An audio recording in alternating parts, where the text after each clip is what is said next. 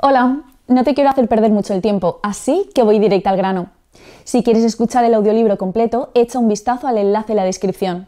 Podrás disfrutar de una prueba totalmente gratuita que te dará acceso a un amplio catálogo de audiolibros. Pero espera, que hay más. Por si todavía tienes dudas, a continuación te dejo con un pequeño fragmento del audiolibro. Disfrútalo. La ministra de Educación y Formación Profesional del Gobierno de España, Isabel Celaá, en pleno proceso de aprobación parlamentaria de su ley educativa, la LOMLOE, Ley Orgánica de Modificación de la Ley Orgánica de Educación, despertó la hilaridad de los docentes con un tuit que podía muy bien iniciar una antología de la tautología y la vaciedad. El impulso a la digitalización facilitará el cambio de paradigma educativo, con metodologías más activas y competenciales, y transformando los espacios en hiperaulas interactivas, abiertas y diáfanas. Las palabras de la ministra encarnan una escenificación habitual en el discurso pedagogista español actual, alejado de aproximaciones más sensatas en otras latitudes, que ya tendremos tiempo de examinar. Lo primero que me vino a la cabeza tras leer la ocurrencia fue mi inefable hiperdepartamento en un instituto público del extrarradio barcelonés. En nuestro despacho se abrió un día un boquete en la pared que empezó a llenarse de hongos que invadieron el techo y las paredes.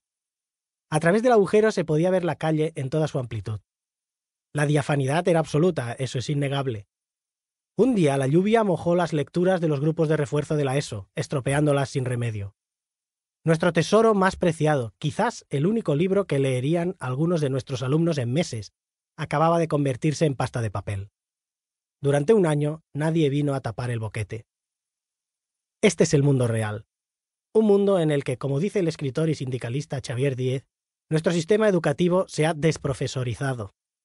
Díez aporta datos sobre Cataluña, aunque sería interesante elaborar una lista conjunta de tropelías cometidas por otras consejerías autonómicas. El impacto de los recortes desde 2008 ha supuesto una pérdida de entre un 16 y un 25% de poder adquisitivo acumulado para los docentes y una caída de la inversión por alumno del 20%. Y añade, lo más grave de esa crisis de la que no nos recuperamos no tiene tanto que ver con la dimensión material como con el ejercicio de doctrina del shock, en los términos formulados por Naomi Klein, que supuso un dramático y radical empeoramiento de las condiciones laborales de los docentes, y aún más, de la capacidad de control y autonomía de su propio trabajo.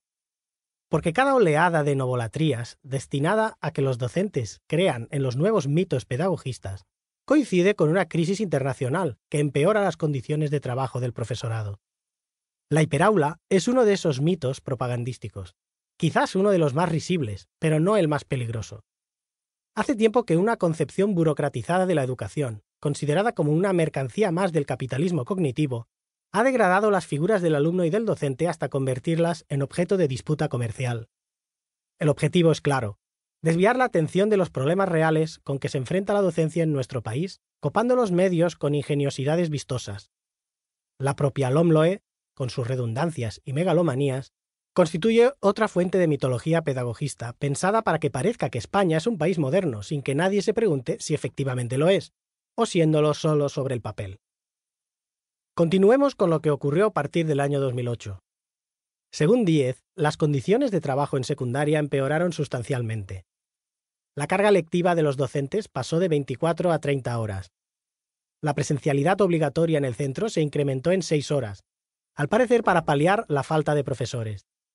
Se impuso que no se cubrirían sustituciones inferiores a 15 días, lo que multiplicó las interminables guardias. La calidad educativa se resintió, pero nadie se molestó en evaluar esos daños. Insistimos, lo que se hizo fue practicar lo que Klein denomina doctrina del shock, para iniciar un carrusel de presuntas innovaciones cuya función iba a ser maquillar todo ese desaguisado.